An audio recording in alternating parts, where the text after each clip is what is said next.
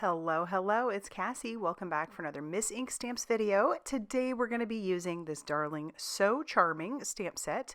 It does have a matching die, but I don't have them.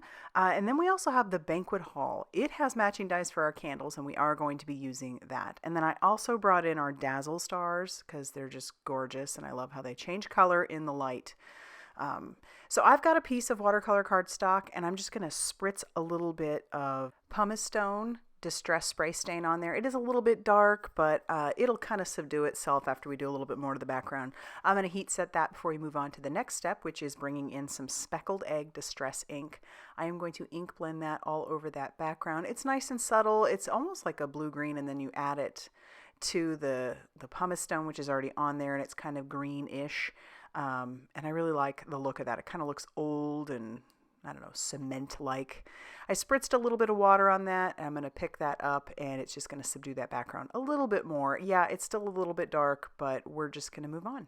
So our next step is bringing in the Banquet Haul stamp set. This is a big 6x6. It's great. And I'm going to move my piece over. Obviously, I have this in my Misty just in case I don't get it stamped well the first time. And I'll use my magnet to hold down my piece of cardstock. I never learn. It seems like whenever I work with watercolor paper, I always do it right on the more rough side of the paper. There's always like a rough side and a smoother side, and I always seem to pick the more rough side. I just love it. I love texture. So I took some VersaFine Clair Nocturne ink and I stamped that down on the front. It'll get better as we stamp a little bit more, but that's where the Misty comes in so super handy. And once I get this, I think that looks pretty good. So we're going to go ahead and pull this out of our Misty, and then I'm going to bring in the candles, and we're going to stamp those along with a couple of our little characters from the So Charming stamp set. And I'm going to ink those up using some Blackout ink by Ink on 3, and then we're stamping that down onto some Express It cardstock. So I want to do a little bit more alcohol marker coloring. I've really been on this kick lately using my Olo markers. So I'm going to do my best to put the colors up on the screen. I don't think I do the best job doing it, but I would say maybe 3/4 of the time I put the colors up on the screen for you. But yeah, so we're just going to put down a little bit of color, put a little bit darker color underneath that, and then all the candles are going to be colored the same. So for her hair, we're starting with some O2.5. And originally I thought, well, that's a little too red. I don't want it to be that red. And so I bring in some O2.7, which definitely darkens it up.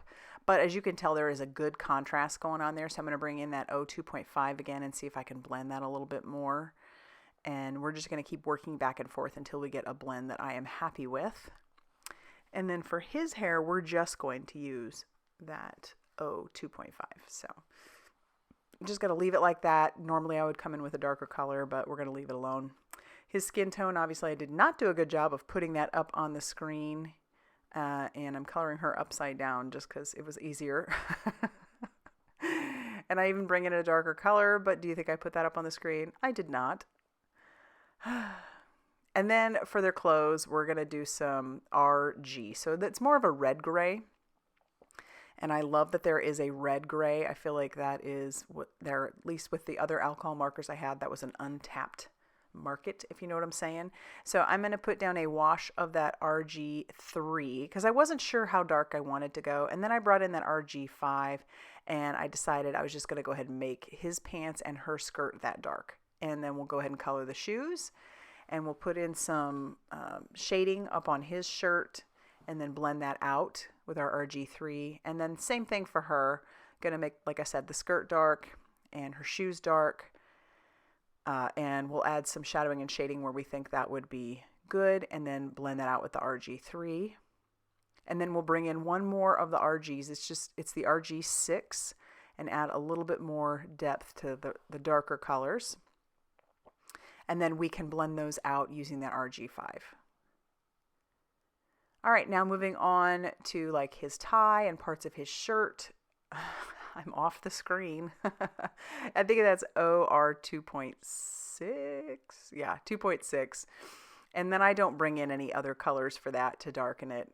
And then I go back in later and color their wands because I did forget to do that. I fussy cut them out because, like I said, I don't have their matching dies. But if you are all about the matching dies, You are going to love this. And then I did use the matching dies for the candles. I want to put my background on a little bit of a slant, so that's what I'm doing on my background, or my base of my card. And the base of the card measures 5.5 inches by 8.5 inches, and I scored it at 4.25. And then as you can see, I'm just going to go ahead and use my guillotine trimmer to trim off any of the excess, and then that background is kind of on there a little bit wonky.